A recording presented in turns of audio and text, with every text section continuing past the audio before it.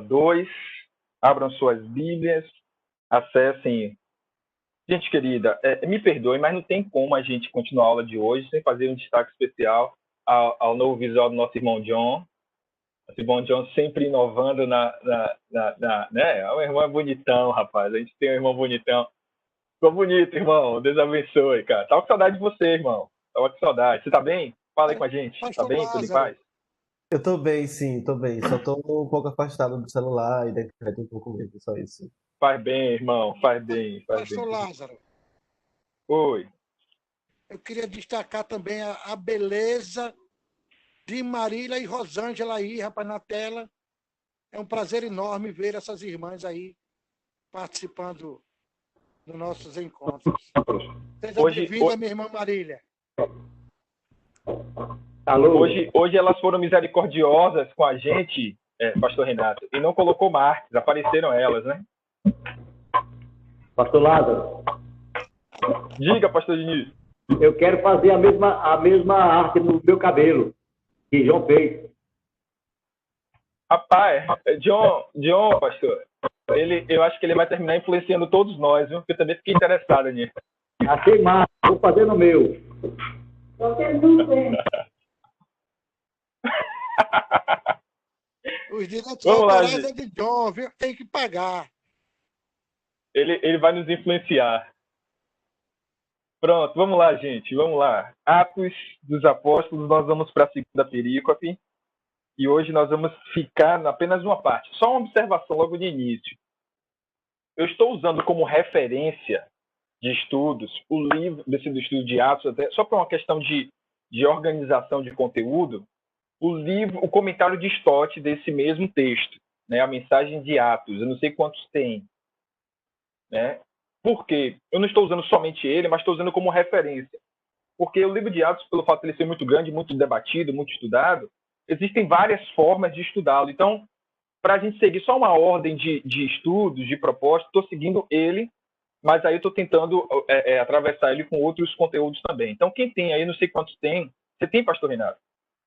Esse comentário de Atos, a mensagem de Atos de John Stott? Rapaz, o nosso amigo pastor Ronaldo Amin passou por aqui aí, lá, levou. Não acredito, rapaz. Estava querendo pegar com você.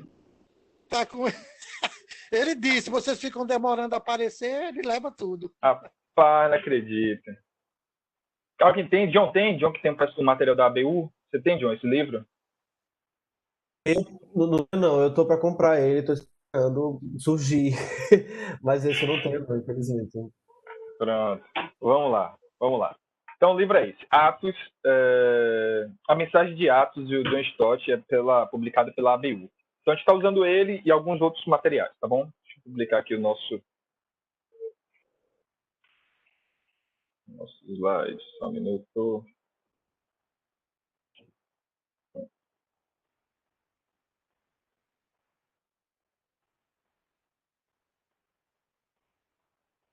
Ok, vamos lá. Então, nós estamos dando esse livro, esse título, né, o estudo desse livro, A Espiritualidade dos Discípulos do Caminho. E aí o Marques, na semana passada, fez uma referência a um missionário, um casal de missionários que eles conhecem, que no lugar que eles estão atuando, lá eles são chamados de os do caminho.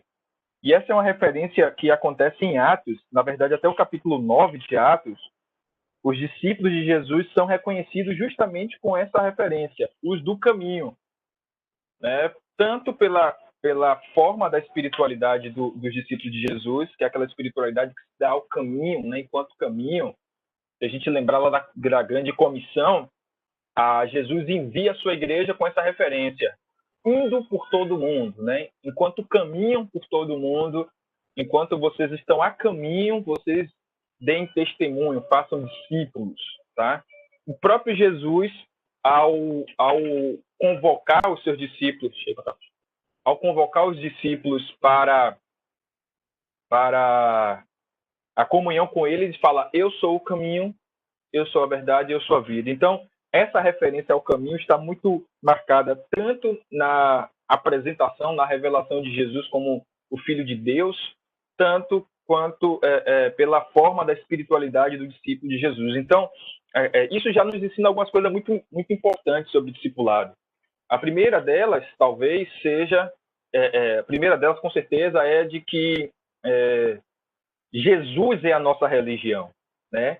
A palavra religião, todo mundo sabe, ela tem a sua raiz no latim, que significa, no latim, religare, que, entre outras coisas, significa religar, né? Aquele ato de algo que está separado, né? E aí passa por um processo de religar, de ligar novamente. Então, a religião, a proposta da religião é religar as pessoas a Deus. Nós temos como religião, né, usando o sentido mais próprio da palavra, a nossa religião é Jesus. Nós entendemos que não é uma tradição, não são os dogmas, não são os ritos, não é nenhuma estrutura de dinâmica religiosa que nos leva a Deus, e sim a pessoa de Jesus de Nazaré, né? Aquele que é o mediador, né, entre nós e Deus, né, entre quem somos e Deus, a pessoa de Jesus de Nazaré. Mas uma outra coisa que nos ensina essa expressão a caminho, do caminho, é que a nossa experiência de fé ela não deve estar presa, engessada dentro das quatro paredes de uma igreja. De verdade que igreja, quando estou falando aqui, obviamente igreja, o templo, tá? Então, obviamente que nós usamos a estrutura da igreja para as nossas reuniões, para os nossos encontros, né? A gente não precisa, como alguns radicais falam, né? A gente não precisa de templo, nada disso. O que a gente não precisa é estar engessado ao templo.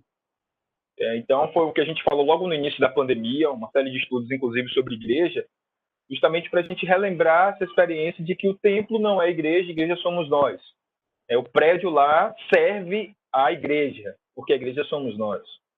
Então, é importante reforçar isso, porque, e eu tenho dito isso algumas vezes, quem resume a sua experiência de fé apenas às atividades no templo, ainda não entendeu o que significa estar a caminho, seguindo a Jesus. Tá? Então, de imediato, eu deixaria essas duas reflexões para a gente entender que Jesus é de fato a nossa religião, nós caminhamos na direção de Deus através de Jesus, e os desdobramentos de ser um seguidor de Jesus acontecem na vida como ela é, no dia a dia, enquanto estamos a caminho do trabalho, da faculdade, da padaria, né? Enfim, enquanto estamos na vida como ela é, estamos sendo testemunhas de Jesus de Nazaré, vivendo essa espiritualidade. Pois bem, aula 2 hoje, nós vamos para o texto de Atos 1, do verso 6 ao verso 11. E aí, eu vou pedir que... João, meu irmão, faça a leitura para a gente, pode ser? Atos 6, versos... Atos 1, versos 6 a 11, por favor. Claro. Então, os que estavam reunidos lhe perguntaram: Senhor, é neste tempo que vais restaurar o reino de Israel? Ele lhes respondeu: Não lhes compete saber os tempos ou as datas que o Pai estabeleceu pela sua própria autoridade, mas receberão poder quando o Espírito Santo descer sobre vocês, e serão minhas testemunhas em Jerusalém, em toda a Judéia e Samaria, e até os confins da terra. Tendo dito isto, foi levado às alturas enquanto eles olhavam, e uma nuvem cobriu a vista deles. E eles ficaram com os olhos fixos no céu enquanto ele subia. De repente, surgiram dentro deles 2 homens vestidos de branco, e lhes disseram: Galileus, por que vocês estão olhando para o céu? Este mesmo Jesus, que dentre vocês foi levado aos céus, voltará da mesma forma como viram subir.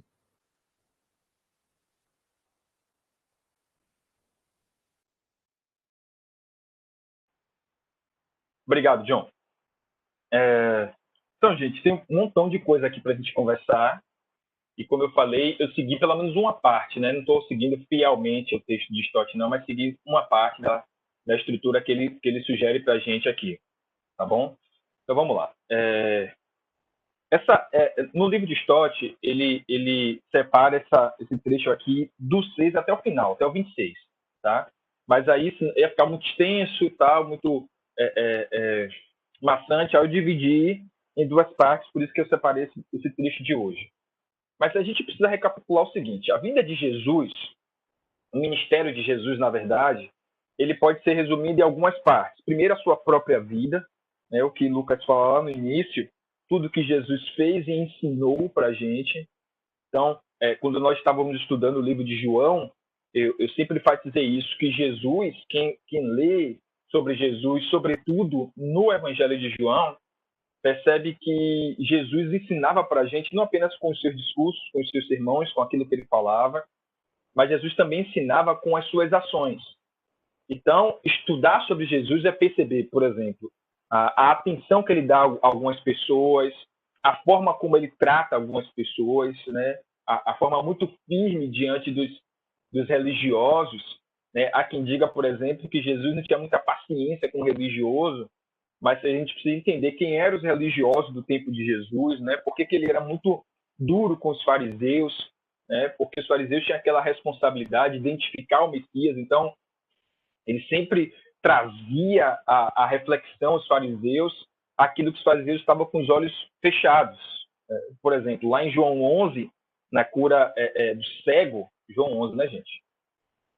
Acho que é.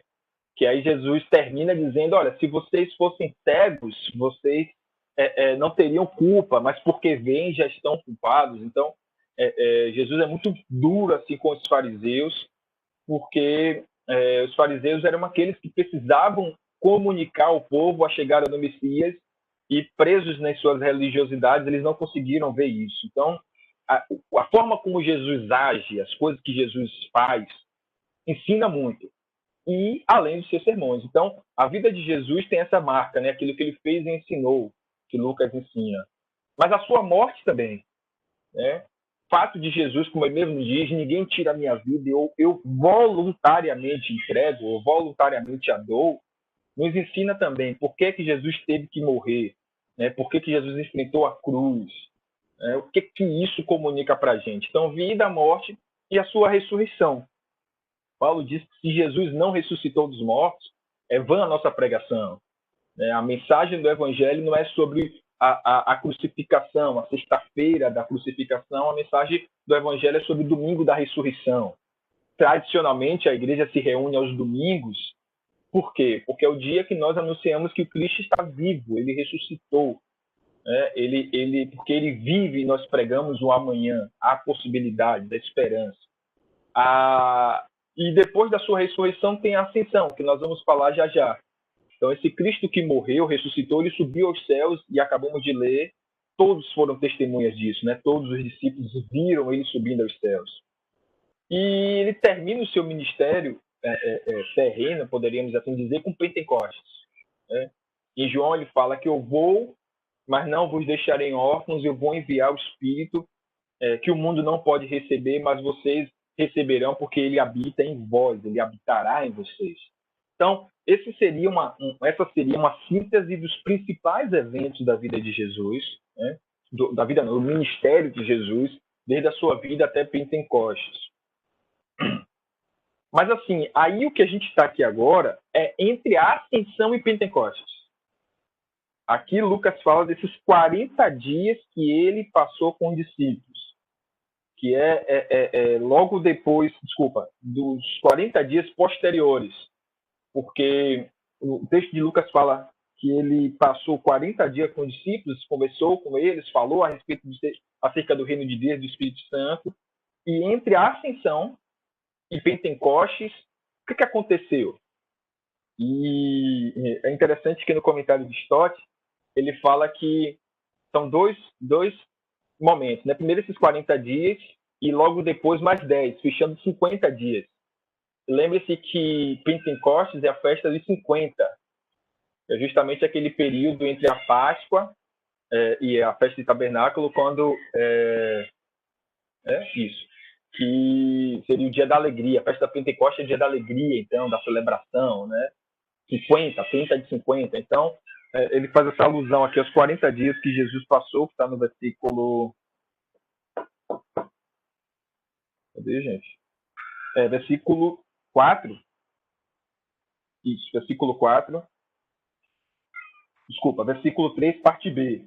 Apareceu-lhes por um período de 40 dias falando acerca do reino de Deus, e aí ele diz que entre esses 40 dias que ele subiu aos céus e Pentecostes, lá no início do capítulo 2, demorou cerca de 10 dias. Então, uma referência que se faz a esse exato. Mas o que aconteceu nesse período? E aí o que aconteceu? Versículo 6 a 8, a comissão, Jesus comissiona aos discípulos. Depois, a própria experiência da ascensão, Jesus ressurreto apareceu a eles e subiu aos céus diante dos olhos deles. Pessoal, Oi? pastor, licença, desculpa. Quem puder, Tudo desliga bem. o vídeo porque a rede tá pesada. Aí não tá dando para ouvir direito. Mas o vídeo das outras pessoas influencia no seu também, João? Ou, Gabriel? Será? Oi? Acho que Não não. sei. Acho que a Você diz. internet dele está caindo, pastor. Eu acho que é a questão mais da internet dele mesmo, né?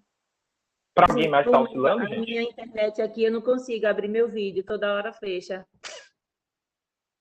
Então, se você tiver com dificuldade de ouvir, gente, desliga o vídeo, porque aí vocês ouvem melhor. No meu caso aqui não tem um problema em estar com vídeo e voz. Mas eu sei que algumas internet às vezes oscila. Então, se tiver, desliga o vídeo, ouve melhor. Então vamos lá. Os 4 eventos foram os seguintes: a comissão, a ascensão, a comunhão, o período que eles passam juntos, e a escolha de Matias. Então, a comissão, a gente vê nesse texto que a gente acabou de ler, versículos 6 a 8, quando Jesus fala com eles, né, eles estavam reunidos e perguntaram ao Senhor se é nesse tempo que vai restaurar ao reino, né, e Jesus responde a eles, comissionando eles.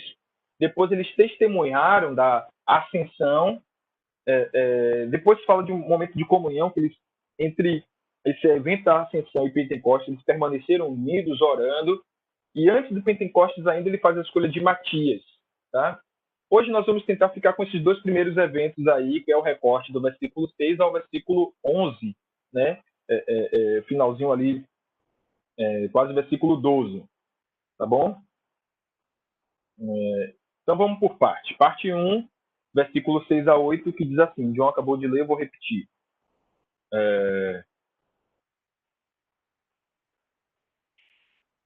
Diz assim: então os que estavam reunidos lhes perguntaram. Então, depois de 40 dias, só um detalhe antes, gente. Se a gente voltar ao versículo 3, fala assim: depois do seu sofrimento, apareceu-lhes, dando muitas provas provas indiscutíveis de que estava vivo, apareceu-lhes por um período de 40 dias. O que é que aconteceu nesses 40 dias? Lucas nos diz: eles falou acerca do reino de Deus.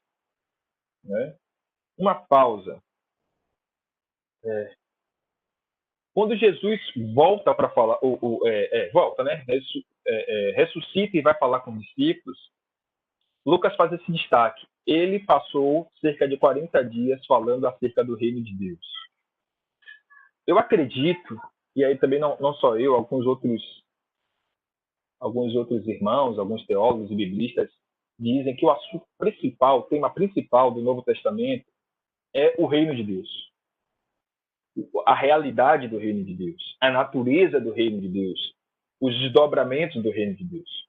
Se a gente for lá para o início do ministério de Jesus, sobretudo o relato de Marcos 1,16, se não me falha a memória, fala o seguinte, que Jesus começou o seu ministério pregando: arrependei-vos, porque é chegado a vós o reino de Deus. João Batista também, ao falar de Jesus, prega assim: arrependei-vos, porque é chegado a vós o reino de Deus. Então, o tema, se fôssemos escolher um tema que fosse catalisador de todos os demais temas do Novo Testamento, esse tema é o reino de Deus, essa realidade do reino de Deus. Essa boa nova. Qual é a boa nova? A boa nova é de que o reino de Deus chegou, né? Adentrou, visitou as realidades humanas. Então, esse é o tema principal. E aqui, Lucas reforça isso para a gente, porque aqui seria uma espécie de instruções finais. Depois de 3 anos de ministério, depois de vocês verem a minha morte, a minha ressurreição, eu queria deixar algumas palavras para vocês. E quais foram essas palavras? No versículo 3, depois de dar várias provas de que estava vivo, Jesus passou 40 dias com eles falando acerca do reino de Deus. Então, esse é o tema. Tá? Esse é o tema. Então, vamos lá. E aí Jesus conversa com eles e eles perguntam, não é nesse tempo que vai restaurar o reino a Israel? E aí Jesus responde, não vos compete saber os tempos, as eras que o Pai estabeleceu pela sua própria autoridade, mas vocês receberão poder quando o Espírito Santo descer sobre vocês e serão minhas testemunhas em Jerusalém, em toda a Judéia e até os confins da terra. Vamos lá, comissão. Primeira coisa é a comissão. Então, Jesus passou 40 dias falando acerca do reino de Deus, como eu acabei de falar. Então, Jesus, como ressurreto, traz esse tema. E, além de falar do reino de Deus, fez uma promessa. E a promessa é o Espírito Santo. Se a gente for observar a agenda dos profetas, né, o tema dos profetas que falaram acerca do dia do Senhor, do dia do reino do Senhor, por exemplo, Joel fala que o dia do Senhor, o dia em que o reino de Deus seria estabelecido entre os homens, seria acompanhado pelo derramamento do Espírito. Já falou sobre Joel, né? Joel capítulo 2. Então, essas duas coisas andam muito atreladas. E essas duas coisas foram temas da pregação de Jesus. Por exemplo, lá no início do Evangelho de Mateus, se não me falha a memória. Vou correr aqui agora, deixa eu conferir. Mateus começa falando... Cadê?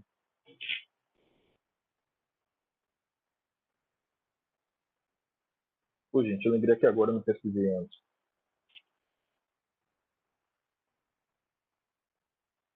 Fala... deixa eu achar. Mateus não, Lucas.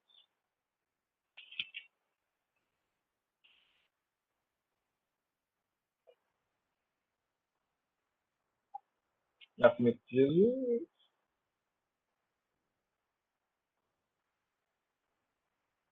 Quando Jesus é apresentado ao templo, Lucas 2, a partir do verso 21.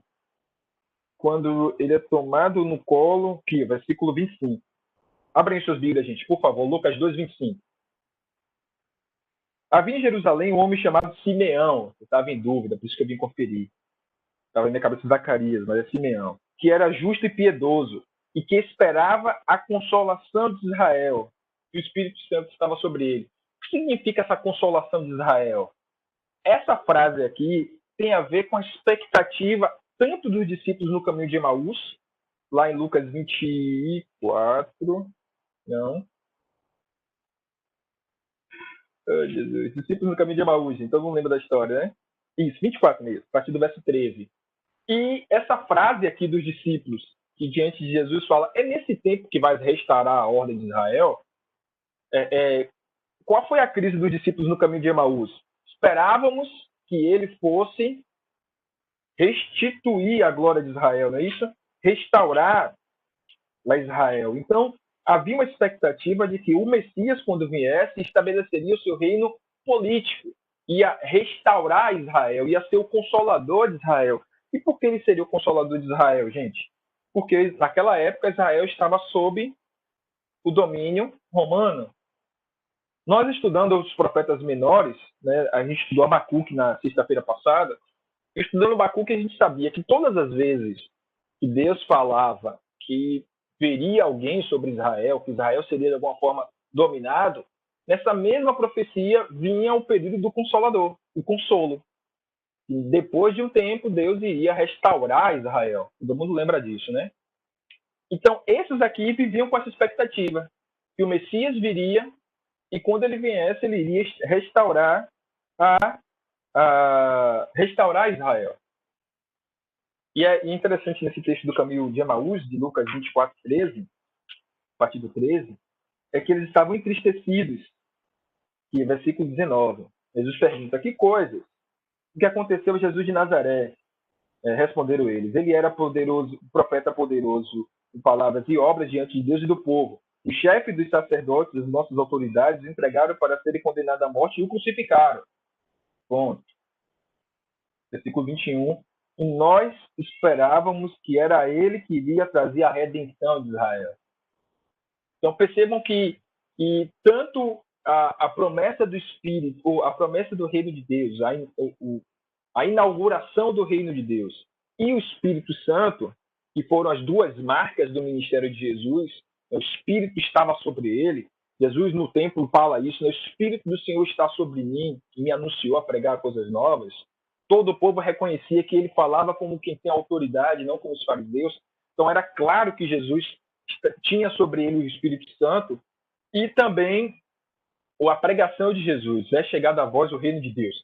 Essas duas informações na cabeça de um povo que vivia sob a expectativa messiânica era o seguinte: pois bem, agora nós vamos nos libertar dos romanos, como sempre o Senhor nosso Deus nos libertou de todos aqueles que estiveram sobre nós.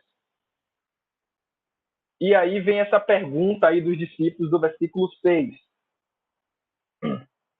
Senhor, é nesse tempo que vais restaurar o reino a Israel? Perceberam aí o contexto da pergunta? Estão acompanhando, né, gente? Eu não vejo vocês aí, se vocês não falarem. Tá dando para acompanhar? Tá tranquila? Ok, vamos lá. Amém, pastor, amém. Ótimo. Dá para escutar. Amém. Pronto, Estou então... acompanhando e ouvindo bem. Ótimo. Obrigado, gente. Porque a internet oscila e às vezes eu não consigo...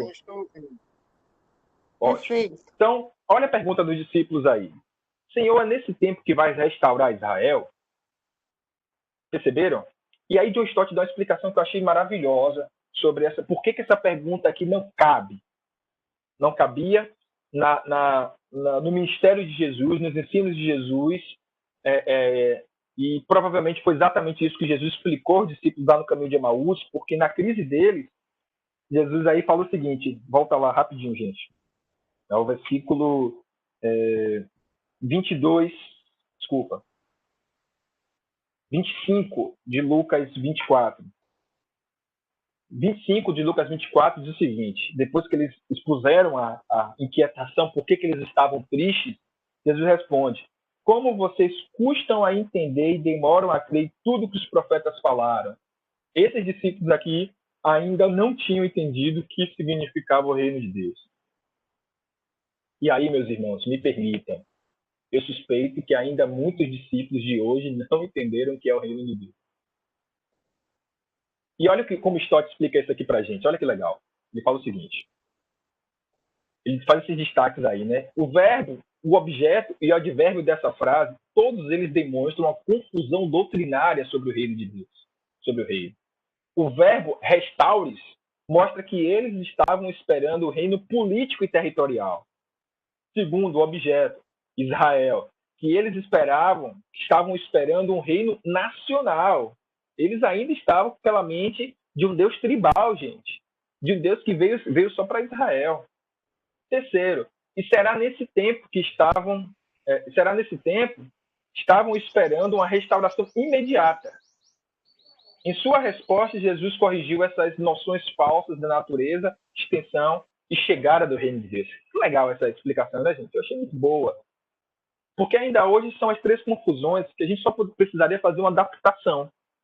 Porque ainda hoje a gente acha que o compromisso de Jesus é apenas com a nossa denominação, nosso território cristão, na cristandade, que nós tenhamos um engajamento político. E aqui eu vou falar um pouco mais, mas aqui é importante falar. O reino de Deus ele é espiritual. Tem desdobramentos no mundo natural, sim. E esse desdobramento envolve política, a sociedade no geral, enfim, vários desdobramentos. Mas o reino de Deus é uma realidade espiritual. Lembre de Jesus explicando aos discípulos, né, falando do reino de Deus, diz o seguinte: olha, vocês vão ouvir as pessoas dizendo, ele aqui, ou ele lá, ele está aqui ou está lá, mas o reino de Deus será invisível. Não será um principado, um território que a gente vai ver, nós vamos ali para tal lugar, tal endereço, tal bairro, tal nação. Não, é espiritual. Tá? E ele não estará restrito aos nossos arraiais. A missão que Jesus dá aos discípulos é indo por todo mundo. E aí, gente, eu costumo dizer o seguinte, eu creio, na verdade, que o reino de Deus ele está onde tem uma pessoa comprometida com o reino de Deus. É por isso que ele permeia todas as esferas da sociedade. Vou dar um exemplo. No meu trabalho, eu trabalho num ambiente completamente secular. Pessoas lá são ignorantes acerca de Deus. Eram até você chegar. Por quê? Porque você é um sinal do reino de Deus. Eu não sei como eu sirvo a Deus com o meu trabalho. Dê testemunho de Jesus ali. Porque ali o reino de Deus ele vai entrar nessas estruturas através da sua vida. Como eu falei, o seu princípio, seus princípios, seus valores, a forma como você trata as pessoas, a forma como você enxerga as pessoas. Aproveitando que hoje é dia do médico. Pastor, Oi. Quem Antônio, Diga, irmão. quando o senhor falou de Ananias aí, na hora que ele foi apresentado ao templo, o reino de Deus, para eu entender melhor, ele foi na hora que ele foi apresentado ao templo ou na hora que ele é morto e que ele, como Salvador, seria implantado o reino agora, a partir da morte dele, no caso? Não. Quando Jesus começa o seu ministério, ele já começa o seu ministério dizendo: arrependei-vos, porque é chegado a vós o reino de Deus. Quando ele é apresentado, Simeão fala assim, na expectativa do coração de Simeão é que fosse o reino político. Entendeu? Assim como Deus livrou ele das mãos dos babilônios, dos egípcios, enfim, de todas as nações que estiveram sobre Israel, naquele período eles estavam sob Roma. Roma era a nação que tinha subjugado todas as outras. Na época do Egito, ele usou Moisés e foi usando vários homens para vários contextos para livrar o povo dos seus inimigos, tal. E agora eles estavam com a expectativa de que, vindo o Messias, Deus livraria eles também. E aí Simeão, quando pega o Cristo e reconhece que ele é o menino Jesus, ainda é um bebê, para apresentar no templo, ele sente ali de Deus que Jesus era o Messias. E aí faz aquela oração, despede o seu servo em paz, não é isso, gente? Não é isso, não. Deixa eu voltar lá. É a oração dele mesmo, não é isso? Então ele vivia nessa expectativa de que quando o Messias viesse, Jesus apresentado ao templo, quando Jesus viesse, ele iria, a oração é essa, tomou as crianças no colo e faz a oração, despede seu servo em paz, porque ele já viram a salvação, pronto. Só que ele pensava que essa salvação, que essa restauração seria política. É isso que ele não entendia ainda, Antônio. Mas Jesus veio anunciar o reino de Deus que era supranacional, que não era político, era espiritual. Ficou claro aí ou está confuso ainda? Fala aí, Antônio. Eu acho assim, que ele, como sacerdote, no caso no templo, ele conhecia as leis, conhecia tudo sobre a vinda do Messias. E eu imagino que ele, como sacerdote, esperaria um salvador mesmo, um salvador como se fosse assim, não político e sim espiritual. Eu estou imaginando assim. Ele era conhecedor. Não, mas não foi isso. Você vê que essa realidade de um reino político, Antônio, estava na cabeça dos fariseus, estava na cabeça dos próprios discípulos aqui em Emaús, a gente vê isso, nesse caminho de Emaús, e na forma como o próprio Simeão falou. Entendeu? Então, assim, qual foi a crise aí? Vamos voltar em Lucas 24, gente. Capítulo 24, verso 13. Vou voltar ao versículo 19. Eles falaram que estavam tristes das coisas que aconteceram ultimamente, e aí Jesus pergunta, que coisas? Me acompanha aí para você chegar lá, Antônio. Que coisas? Aí Jesus responde.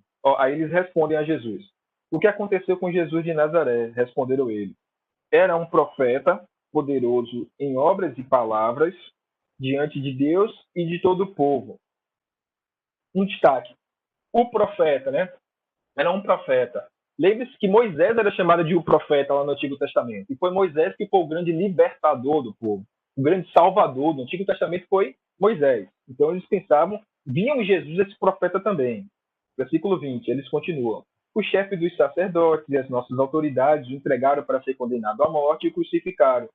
E nós esperávamos, preste atenção aí, que era ele que iria trazer a redenção de Israel. E hoje já é o terceiro dia desde que tudo aconteceu. Por isso eles estavam tristes.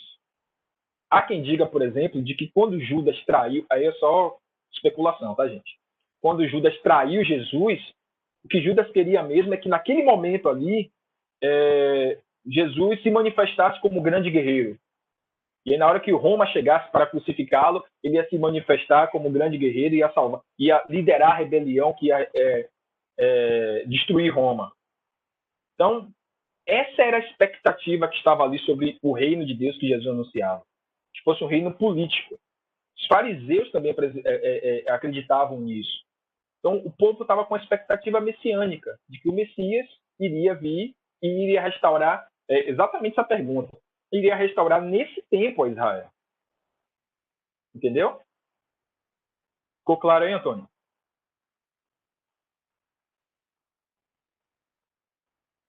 Cadê Antônio, gente? Cortou um pouco, pastor, Pessoal, mas cortou um pouco. Ah, sim. Mas você não conseguiu entender? Não, eu cortou um pouco. Eu entendi, mas agora no final já cortou um pouco aí, quando o senhor estava falando.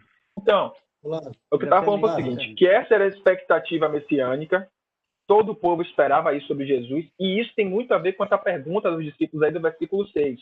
Olha a pergunta deles.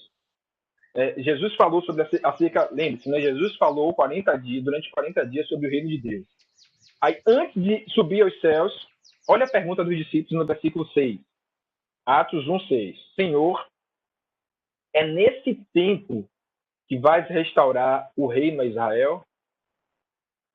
Ou seja, é nesse tempo que o Senhor vai nos libertar dos romanos? É nesse tempo que nós vamos voltar a ser uma nação livre e independente? O Senhor está falando sobre Israel mesmo? Né? Então, olha a cabeça deles. O que é que isso aponta? Aponta para tudo o que os fariseus faziam, aponta para a compreensão que os discípulos do caminho de Emaús tinham, aponta para aquela expectativa lá de Simeão, aponta para essa realidade da expectativa messiânica. E por que eles tinham essa realidade? Porque a gente estava estudando o Abacuque, gente, antes. Foi até uma pergunta de Darlington, da esposa de Darlington, que aqueles sinais lá de Joel que os sinais que acompanhariam o dia do Senhor. Então a gente falou sobre isso, de que todas as vezes que Deus manifestava a sua justiça, havia os sinais. Por que isso? Porque todas as vezes que Israel estava sob o domínio de alguém, Deus libertava eles.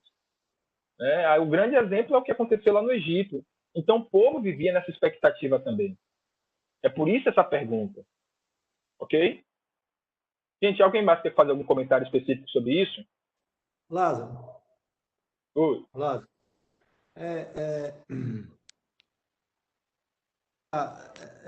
Ajudar talvez aí a compreensão do próprio Antônio aí sobre a pergunta. A ideia do Messias, está me ouvindo? Sim. A ideia do Messias, Antônio, estava atrelada a uma promessa de Deus, uma profecia de Deus realizada para Davi, entendeu? Para Davi, que Deus suscitaria, né? Suscitaria o seu trono, né? E o seu trono seria perpétuo. Então, essa ideia, e Davi foi o apogeu, né?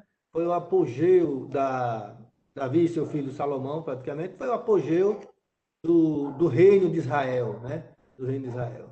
Deus manifestou toda a sua glória no templo construído por Salomão. Então, essa é a promessa, né? Essa promessa. Aí,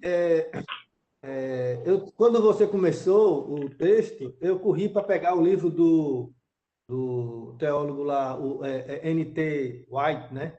É um bispo de Durham, é um bispo anglicano, é especialista no Novo Testamento. Engraçado porque eu corri eu lembrei do texto, corri. E aí, lembrando de que, como você já nos tinha dito antes, havia os sinais que identificavam o Messias, que eram sinais milagrosos, que era a ressurreição, ou expulsar um demônio de um cego, do mudo surdo, como é o nome? Curar um cego de nascença, né? Tinha o terceiro sinal, não sei se era leprosos, perdoar, os leprosos. Curar um leproso. Jesus foi até acima disso, né? Jesus até uma questão que a gente precisa repensar e pensar, porque a própria ressurreição não está presente nesses sinais, certo?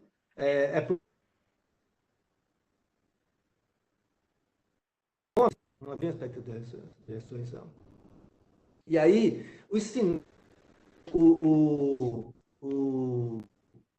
de Emaús estão frustrados e não consideravam a ressurreição, apesar de Jesus ter falado isso várias vezes, né?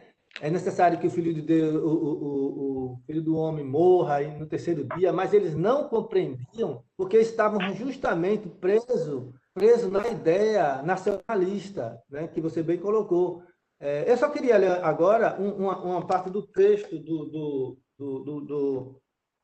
White, nessa parte, que é interessante. Ele diz o seguinte, ele diz que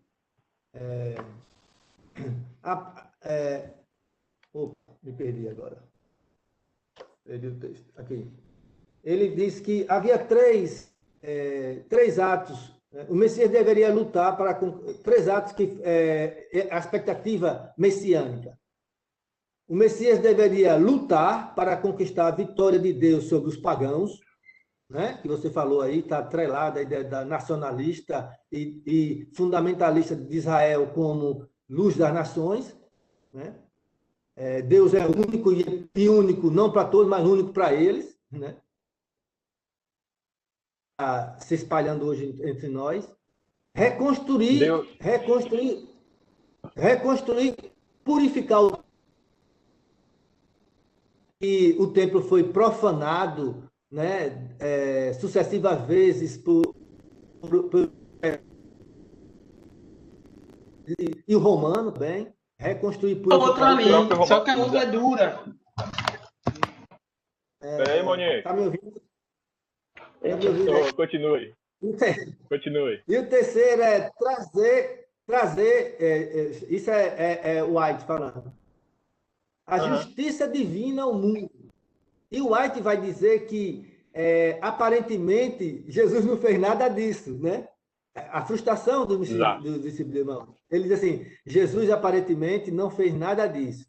Ele sofreu com a injustiça do mundo, encenou uma estranha e aparentemente ineficiente manifestação pública no templo e morreu nas mãos dos pagãos em vez de derrotá-los. Então, ele diz isso para mostrar a frustração desses discípulos, todos os discípulos, depois da morte e crucificação de Jesus. Era só isso aí. Só para... Não, exato. E, Marcos, e tudo isso tem a ver justamente com essa ideia de que o Messias é o nosso Messias. Porque restaurar Israel, restaurar a nossa nação, restaurar o templo, não é apenas o templo. Lembre-se que o templo era o centro da religião de Israel. Sem templo, não havia culto. Então, no templo era a celebração do sábado, do sacrifício, do sacerdote. Sem templo não havia religião em Israel. Então, restaurar o templo é restaurar a religião, né? E fazer justiça não é fazer uma justiça que nos torna justificados diante de Deus. Mas se a gente voltar lá no Abacuque, por exemplo, que nós estávamos estudando sexta-feira, fazer justiça é derrotar os inimigos. Né? Então, tudo isso aí, em todos esses aspectos, Israel está como centro. E o que eu acho fantástico, viu, Lázaro? O que eu acho fantástico nisso é Jesus, sem, claro, a frustração dos discípulos, Jesus está mostrando o seu reino, como a essência do reino, quais são a natureza do reino de Deus. E aí é que é interessante. Em primeiro lugar, ele diz: o reino de Deus está dentro de vós, né? O reino de Deus está dentro de vós. E depois do Espírito Santo, a restauração do templo se dá, porque nós somos o templo, né? Nós somos o templo. E nós que a restauração começa, o reino do templo começa em nós. É fantástico. E a justiça também. Nós somos justificados por ele. As três coisas acontecem, mas acontecem a partir de uma realidade da natureza do reino de Deus, que é a natureza espiritual. Essa é a grande, talvez essa fosse a chave para a compreensão dessa confusão. Eles acreditavam que tudo isso ia acontecer de modo natural. Né? De modo natural, que eu quero dizer aqui diante da realidade da nação de Israel. Mas aconteceu tudo isso em aspectos espirituais. Tá bom? Vamos lá. Acho que aí ficou claro, né, gente? Qualquer coisa falem, viu, gente? Não tem pressa de terminar o estudo. O objetivo aqui é que a gente aprenda. Vamos lá. Então, para a gente entender essa resposta de Jesus aqui, a resposta de Jesus é interessante, né? Quando eles perguntam isso, versículo 6, né? Então, a pergunta, Senhor, é nesse tempo, a resposta de Jesus no versículo 7 é interessantíssima. Jesus fala o seguinte, olha, não lhes compete saber os tempos ou as datas. E aqui tem duas palavras em grego, cronos e kairos, né? É nesse tempo, eles falam, não te compete saber os tempos ou as datas que o Pai estabeleceu pela sua própria autoridade.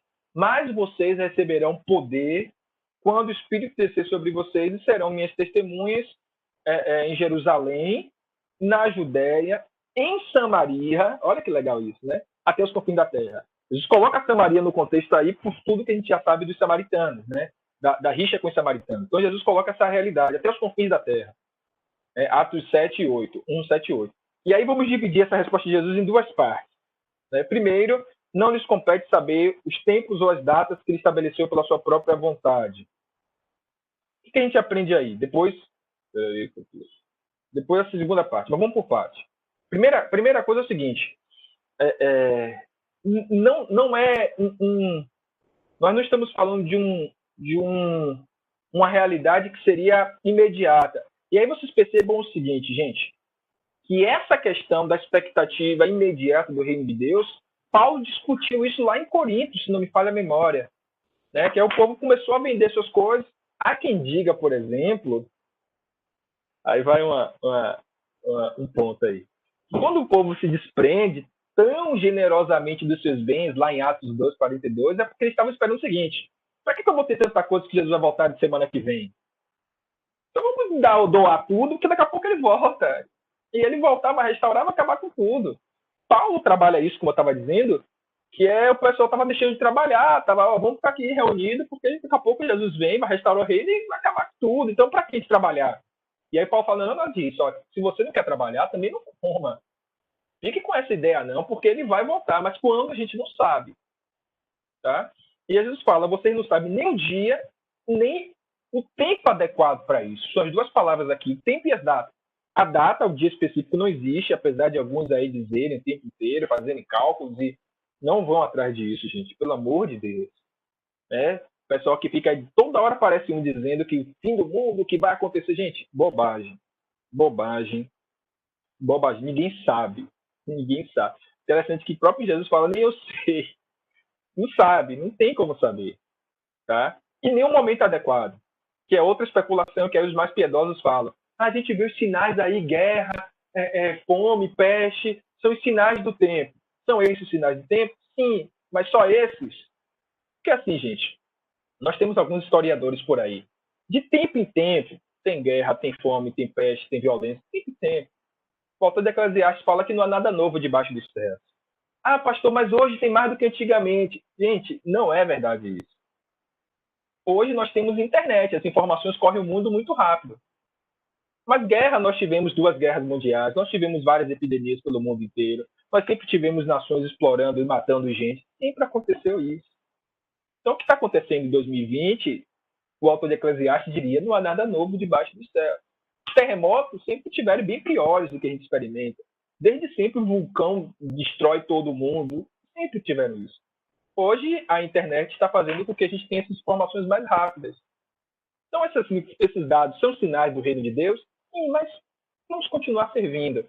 Eu acho que o que Jesus está dizendo para a gente aqui é o seguinte, olha, descansem. Fiquem querendo saber o tempo, os momentos. Olha, esses aí são os sinais. Ou então, são, gente, são. Mas Jesus está falando assim, ó, pare de prestar atenção nisso. Não é o mais importante. Existem coisas mais importantes. Porque, como eu disse, desde que o mundo é mundo, sinais estão aí aos montes. E eu sempre, quando alguém me pergunta sobre isso, a minha resposta é sempre o seguinte. O mais interessante não é saber quando ele volta. É saber quando você vai. Porque é mais certo que você vá do que ele volte. Porque você pode passar a sua vida e morrer e não voltar ainda, ou não. Então, ao invés de ficar preocupado que dia ele volta, fique preocupado com o seguinte, você está pronto para ir hoje? Se o seu último dia for hoje, você está pronto? Aí vão falar, vira sua boca para lá, né, pastor? Bate na madeira, porque Deus é mais. É ou não é? Tem gente que tá lá tranquilo e pronto, dá um infarto fulminante e morre. Ou a gente nunca viu histórias dessas. O cara tomou uma topada em casa, no banheiro, caiu, bateu a cabeça e morreu. Tá pronto para morrer hoje? Palavra abençoada essa, né, gente? Misericórdia. É que tá pronto. Quem sabe? Então, ao invés de ficar, Jesus falou, ao invés de você ficar preocupado com os tempos ou as horas, as eras, fique preocupado com o dia que você vai. Seja pronto. E isso, gente, apesar de ser um tema chato, eu acho que deve ser a inspiração do discipulado. Obrigado, filhão. A gente ficar atento justamente sobre isso. Que o Senhor nos encontre fiéis. Quer Ele volte, quer a gente vá.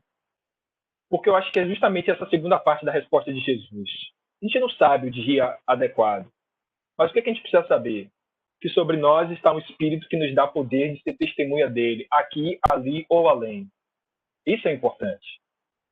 A gente pode morrer em casa, a gente pode morrer indo a trabalhar, a gente pode morrer de qualquer forma, ele pode vir ao nosso encontro, a gente encontra dele de qualquer forma. O importante, que eu acho que na resposta de Jesus está aqui presente, é o seguinte: independente do dia, da hora, da oportunidade, do momento, você seja encontrado como aquele que dá testemunho de Jesus. Quer você esteja em Jerusalém, na Judéia, em Samaria ou nos confins da terra. Morra, parta como seguidor de Jesus, aquele que é cheio do Espírito Santo e dá testemunha dele. Bom, acho que foi isso que Jesus respondeu aos discípulos. Você não sabe. O Império Romano pode invadir aqui a casa de vocês e levar todo mundo preso e matar todo mundo hoje. E sabe.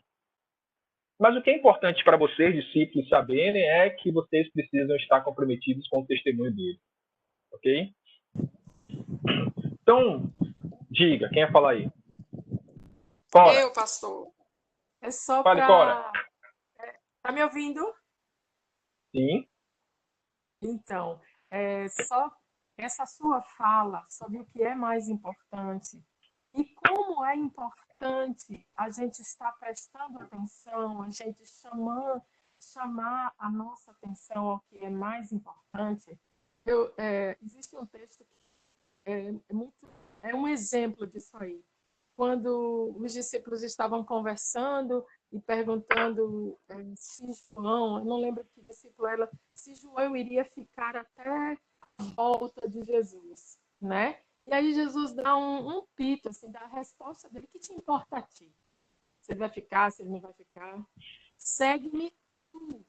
Então, Jesus era muito direto nessas coisas de ficar chamando os discípulos para a ótica correta.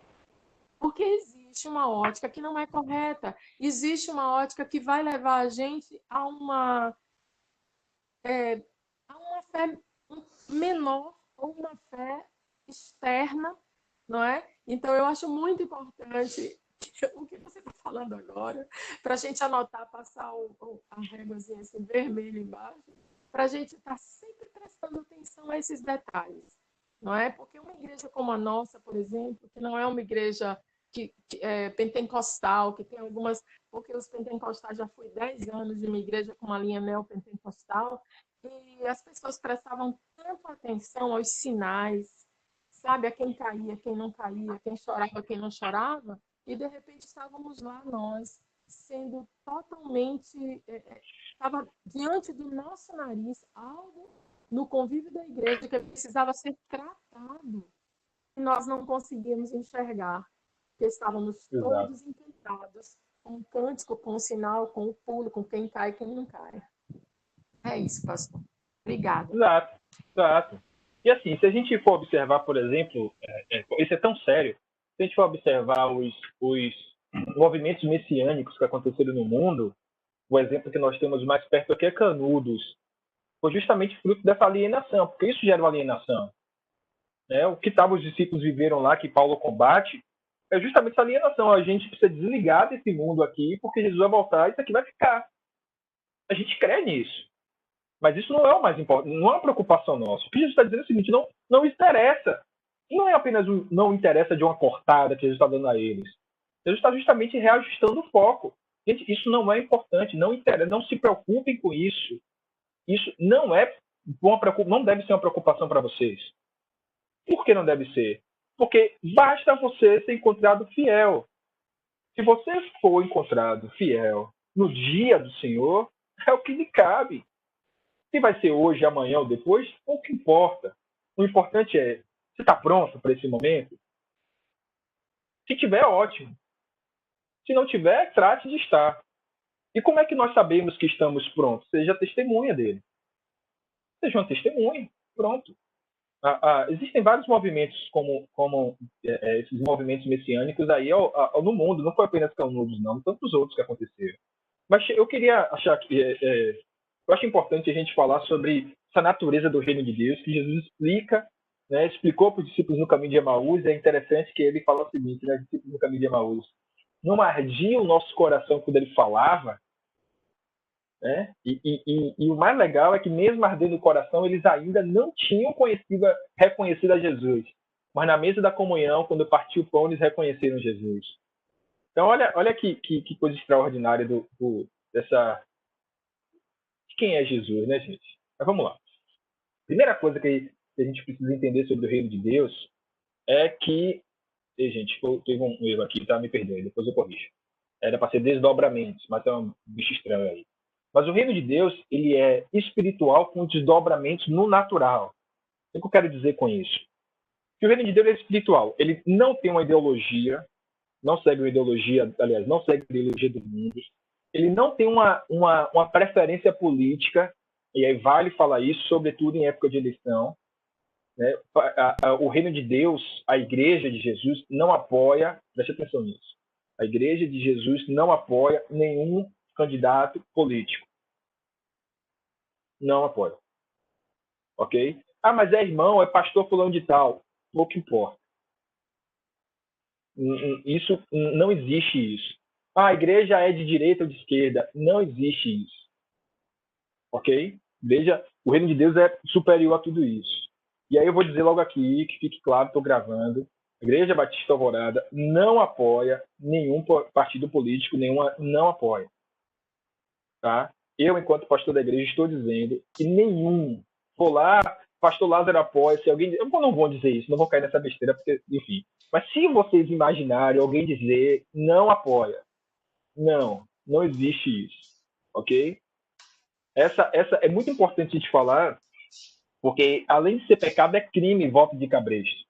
Um pastor que coloca no púlpito: eu não estou dizendo para vocês voltarem, não é uma estratégia, né? Eu não estou dizendo para vocês voltarem, não, mas eu trouxe aqui o irmão para a gente orar por ele. Ele está dizendo para você voltar nele, tá? É a mesma coisa. Não fazemos isso. Ponto. Os irmãos são livres para votar em quem quiser, consciência. A única orientação que eu dou, aliás, as únicas são: primeiro, não troque a agenda de um partido de ideologia política pela agenda e a ideologia do reino de Deus. Poderemos dizer assim, ideologia. Tá? Nós somos comprometidos com o reino de Deus. Se você entende que a agenda de determinado político é mais coerente com o reino de Deus, um julgamento ou avaliação sua, vote nele. Mas é um compromisso e uma responsabilidade que você tem enquanto cristão. Ok? Primeira coisa. Segunda coisa, nós somos irmãos. E isso é mais importante do que qualquer preferência política, gente. Irmãos. Ponto. Ah, pastor, mas e se o partido tal fizer besteira? Aí vem a agenda da igreja. A agenda da igreja é profética. Nós vamos denunciar. Nós vamos falar. Ah, se o irmão apoiou um candidato que é visivelmente corrupto ou tem uma agenda contrária ao reino de Deus, nós vamos disciplinar e exortar. Mas ainda assim o irmão é livre, a irmã é livre para escolher quem quiser. Ok? Às vezes, se isso aqui fica muito claro, a gente mete pau aí a alguns políticos aqui mesmo, porque eu acho a nossa função, mas não é porque é político A ou B. É porque, seja quem for que esteja no poder, a missão da igreja, e eu tenho dito isso, a gente vê isso nos profetas menores, a missão da igreja é ser uma pedra no sapato de todo poderoso. De todo o poder, todo o poderoso não. Todos os poderosos. A igreja é a pedra no sapato. Por quê? Porque nós somos comprometidos com a justiça, gente. Então, hoje é um presidente que está lá, é um governador que está aqui, é um prefeito. Independente de quem seja esse que ocupa esse cargo, nós estaremos do lado oposto. Não porque nós estamos querendo prejudicá-lo, não é isso. É porque nós não nos assentamos. A igreja não deve se assentar na cadeira, nos tronos dos reis, na mesa dos reis, dos poderosos, dos políticos. Não. Os profetas são aqueles que não visitam o palácio. Não porque ele odeia os reis, não é isso. É porque ele é tão comprometido com a justiça que qualquer aproximação da igreja, do profeta, com qualquer poderoso, qualquer político, compromete a sua agenda, compromete a sua missão. Então, ainda que eu tenha preferência por A ou B, e eu tenho as minhas preferências enquanto pastor, que eu ache mais coerente A do que B, ok. Mas eu não faço campanha para eles. E a igreja não faz. Então, aproveitando que nós estamos aí às vésperas de eleição, queria dizer essas duas coisas. Primeiro, a nossa igreja não tem uma preferência política. Então, os irmãos e as irmãs são livres, devem ser livres para votar em quem quiser, apoiar quem quiser. Se o irmão, enquanto o irmão cidadão quiser fazer campanha política, faça para quem você achar que deve. Estão livres para isso, certo? E essa é a primeira coisa. E a segunda coisa, que é a orientação pastoral, seja coerente. Seja coerente. Se você acredita nos princípios do reino de Deus e vai votar em alguém que é contrário a ele, não há coerência nisso. Se você acredita que o que Jesus ensinou é verdade, vai votar em alguém que nega isso, você não está sendo coerente. Então não vote apenas por votar, por simpatia ou por palavra de efeito, por apelo que os governadores, que os políticos fazem. Tente investigar quais são as propostas dele. Você tem um compromisso com isso, ok? Fazendo essa observação aí. Pastor Lázaro. Diga, pastor Renato Ramalho. Eu tenho um irmão mais velho, mais experiente do que eu, e ele é muito apaixonado pelo PT.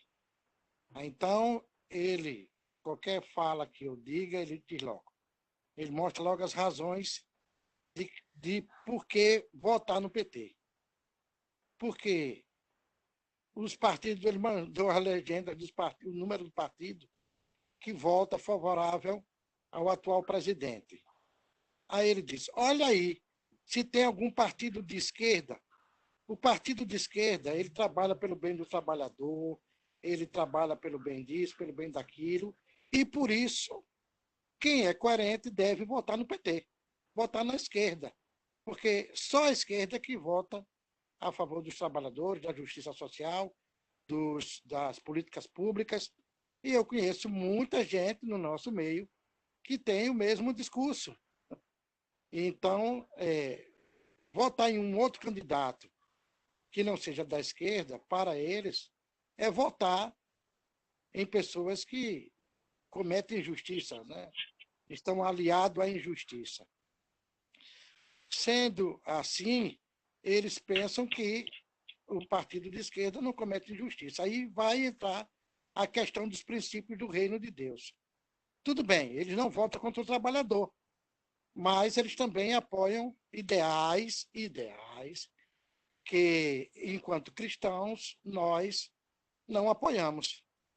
E aí é por isso que eu acho que a melhor decisão de um líder religioso é permitir que as pessoas, com a sua própria consciência, cometam seus acertos e seus erros no que diz respeito à política. Porque, na verdade, não é para votar em ninguém. Porque nenhum partido, ele é tão justo a ponto de atender todas as nossas expectativas. Então, eu disse a ele, olha, até um ditado que se fala, né? A gente não vai pegar tudo e jogar fora. Uma vez, a mosca caiu no prato do restaurante, que eu estava comendo um peixe com Isa, no restaurante que tinha antigamente ali dentro do rio, na rua da frente. E eu descobri que dentro do caldo do peixe tinha uma mosca. Aí eu tirei a mosca e continuei comendo o peixe e o caldo. Tirei o que não prestava e continuei comendo. Ela disse, não, você tem que denunciar. Eu ia criar um problema ali, rapaz, para todo mundo, para o cara pro garçom, para o dono do restaurante, ia ser uma destruição total apenas por causa de uma mosca. Eu tirei a mosca, joguei fora e continuei comendo. Pastor Renato, eu não sei se todo mundo vai fazer a mesma coisa que eu, né? Mas foi a minha estratégia. Esse negócio de política, rapaz, é uma complicação eterna. O melhor é que a gente deixe. Ou o cara tira a mosca e continua comendo, tendo prazer, ou ele para de ter prazer e não come mais só por causa da mosca. Então, eu sou a mosca que pousou na sua sopa.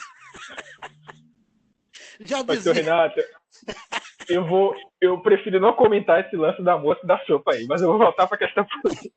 E eu tô vivo aqui, vivo. Joguei a Amém. mosca fora e tô aqui vivo, gordinho e bonitinho. Olha só, gente, é o que eu estou dizendo, né? Cada um é livre, e eu acho, inclusive, que seria uma audácia da minha parte achar que eu tenho controle ou devo ter. Não, gente. Nem eu, nem ninguém tem uma decisão pessoal.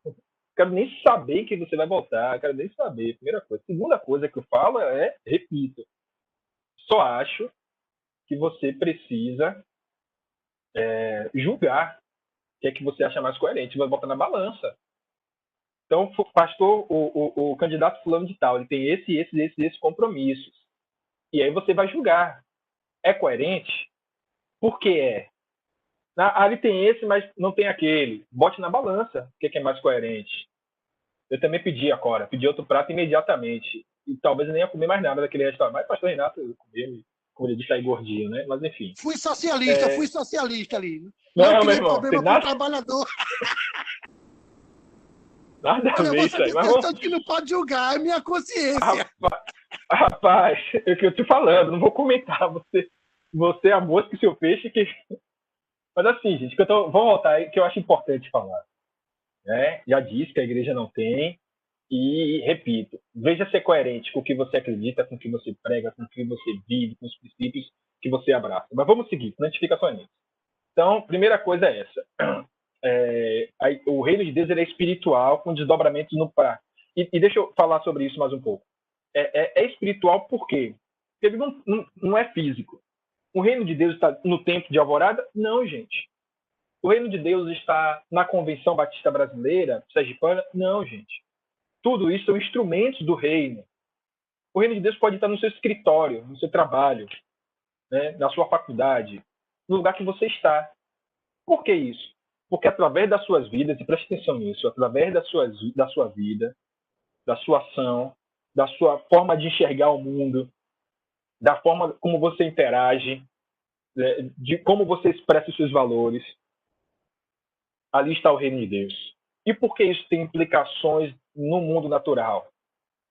Porque, por exemplo, imagine que você é responsável por um departamento da sua empresa e vai ter uma discussão lá se a empresa vai comprar... Um exemplo bem banal, tá, gente? Se a empresa vai comprar um produto de uma empresa A ou de uma empresa B. Aí você sabe que a empresa A, ela não tem compromisso com o trabalhador, ela explora o trabalhador, ela polui o meio ambiente. E a outra não. Pelo simples princípio que te ajuda a discernir entre a A e a B, já há um sinal do reino de Deus ali. E isso tem aplicações no mundo natural. Ou você vai fazer uma seleção de trabalho e aí vem duas pessoas para fazer a seleção, uma negra e a outra branca, e aí você escolhe a branca só porque ela é branca. Ou você percebe que isso não tem nada a ver, você vai julgar a competência de cada um. Perceba como os princípios têm implicações no mundo prático. Ou vai ter uma discussão no seu trabalho se vai tirar ou não um benefício de um trabalhador. São coisas práticas, mas que têm implicações na justiça. Então, ao mesmo tempo que o reino de Deus não está estabelecido ali com a placa, com nada disso, mas tem princípios ali através da sua vida, da sua forma de escolher, da sua forma de opinar, da sua forma de enxergar o mundo. Então, a primeira realidade do reino de Deus, ele não é natural, ele é espiritual, mas que tem implicações no mundo natural. Segunda coisa, ele é supranacional e temporal. Essa foi a confusão dos judeus, né, dos discípulos e de todos os judeus do tempo de Jesus, mas continua sendo nosso hoje. Sutilmente, aí me digam se eu estou certo ou estou errado. Sutilmente, nós cristãos achamos que Deus é uma propriedade nossa. Que Deus só abençoa a gente, que Ele só fala com a gente, que Ele só a gente. Que a atuação de Deus se dá dentro dos arraiais da cristandade na história. Gente, não é verdade. Nós não patenteamos Deus, ele não nos pertence. Ele é supranacional, supradenominacional, supra-religioso, ele não tem uma religião. Ele escolheu a igreja para atuar na história, mas ele não pertence à igreja, é a igreja que pertence a ele. Ok? E isso acontece, ele é o Senhor da história, ele não é o Senhor do nosso tempo apenas. Ele é o Senhor da história. A terceira coisa sobre o reino de Deus é que ele pretende alcançar toda a terra. Então nós não somos as estrelinhas, nós não somos. Nós só somos uma parte do reino de Deus que está espalhado sobre toda a terra. E isso é importante, eu estava conversando com o Neto outro dia sobre essa onda puritana que está no Brasil hoje, né? Como se os cristãos brasileiros, alguns, né, fossem aqueles que descobriram a pólvora, os mais santos, os mais corretos, os que... Gente, o reino de Deus está sobre toda a terra. Tem gente cultuando a Deus agora, nesse exato momento, em todas as partes do mundo. E que audácia a nossa achar que nós somos os únicos certos. Não acha, não, gente? Nós somos os únicos que lemos a Bíblia correta, que temos o Espírito Santo, que temos discernimento suficiente, que alcançamos... Gente, o reino está sobre toda a terra. Tem irmãos nossos agora, em todo canto do mundo, cultuando a Deus e se esforçando muito para ser coerentes e um discípulo fiel a Jesus. E só fomos nós que acertamos nisso. Esses 3 princípios são fundamentais para a gente entender a nossa missão na igreja. Desculpa, a nossa missão no reino. Nós estamos cooperando, nós somos cooperadores. O reino é de Deus, é o Espírito que nos anima. Nós não somos donos, Ele é o Senhor. Nós somos apenas cooperadores. Eu gosto daquela expressão de Paulo em Coríntios. Nós somos cooperadores de Deus em Cristo. Quem está atuando na história é Deus, como eu falei. E ele termina com isso por conta do horário. O livro de Atos não é uma história sobre a igreja, sobre nós os cristãos. É uma história sobre Jesus. É Jesus atuando na história. Continua atuando através das nossas vidas. Então toda a honra e glória é dele. Ele é o Senhor e é ele que apresenta a nossa agenda. Nós não temos autonomia nem o direito de escolher o que nós vamos fazer. Nós estamos submissos ao senhorio do Cristo. Toda a ação da igreja, toda a ação da cristandade precisa ter o Cristo como centro e a glorificação de Deus. Ponto. Nós não somos melhores em nada. Não somos. Não precisamos achar disso. Ok, gente? Então, só para isso. A segunda parte a gente deixa para a semana que vem, para a gente não ter que fazer corrida e já são 12:00. Para quem vai comer aí, se eu dou um conselho, não coma com mosca, tá, gente? O conselho do pastor Renato, não aceitem não. Não, ok, não gente? é para comer com mosca, não. É para tirar a mosca. É para tirar a mosca. Não disse para comer a mosca, não. Não era para hoje esse negócio, pastor Renato. Pelo amor de Jesus. Eu tô aqui gordinho, ai. Olha o gordinho. O verme também engorda. Mosca, Deus criou tudo bom, até a mosca. Que pastor Renato é bom pro sapo. Renato, que pastor Renato é esse? Que tipo de mosca você prefere aí, Renato? É varejeira ou a mutuca? Não era varejeira, não. Era uma mosquinha comum, rapaz. É aquela verde? Não é aquela não. Aquela verde que dá para tirar até um filézinho dela assim, ó. Pastor Lázaro. Foi. Boa tarde a todos. Veja, e o pastor Renato ainda foi lá e trouxe Raul Seixas, que é de sua terra, né, para falar da música da sopa, né? Não, ele citou Raul Seixas para tentar me convencer de comer mosca, meu irmão. Mas não dá, não. Eu não comi a mosca, digo de novo. Eu joguei fora. Eu comi um peixe com um caldinho. Delícia. Mas ali, meu irmão, na altura do campeonato tinha caldo. Nessa altura do campeonato tinha caldo de peixe, caldo de mosca. Tava uma mistura só. Meu pastor, contra a mosca, mataram a mosca, pô. Pastores e irmãos, quando esses cultos online saírem daqui, vai fazer muita falta, viu? Vamos, meu irmão. Eu não sei se o pastor Renato vai ter coragem de fazer uma confissão dessa lá na igreja, não, na frente de todo mundo. Esse tem tantos anos já, uns 20 e tantos anos, nunca morri. Pastor Renato. Esse pastor Renato tá saindo melhor do que a encomenda, viu? Eu não vou deixar o pastor Renato sozinho nessa, não. Eu tiro as formiguinhas do suco. Já tirei até alguma coisa com asa, que não era mosca, com certeza, porque era pequenininho, porque eu estava com... Não, aconteceu comigo também. Meu pai dizia que era bom para os olhos. Mas eu tirei. É bom para os olhos, meu filho. O que aconteceu comigo já, mas aconteceu também. Desse tipo, eu continuei minha comida normal, ia perder por causa de um Um simples detalhe? A gente com fome, com pressa. Muito bem, meu cantor. Meu pastor, Olha, deixa eu falar uma coisa para vocês. Deixa eu falar uma coisa para vocês. Uma história é outra. Pastor Lázaro, você já pegou do chão e comeu. Não deixa o pastor Renato sozinho nessa da música, não. Não, gente. Não, deixa eu falar para vocês a minha decepção. Me preparei, estudei para o estudo de hoje e a gente terminou falando de moço. Que frustrante, gente.